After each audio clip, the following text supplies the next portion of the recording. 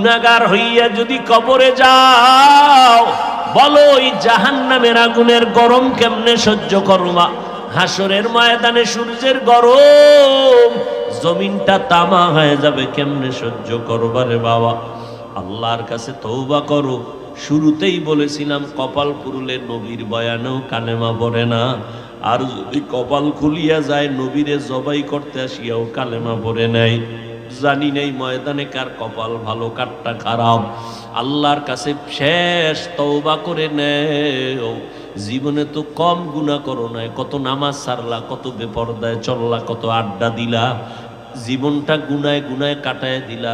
একটা ভালো আমল মাওলার কাছে নিয়ে দাঁড়াইতে পারবা না। আজকে থেকে যদি তওবা করে নিতে পারো আর বলতে পারো গোপনে, হে আল্লাহ, এই ময়দানে আমার মতো গুনাহগার কেউ নাই, আমার গুনার খবর আমার মা বাবা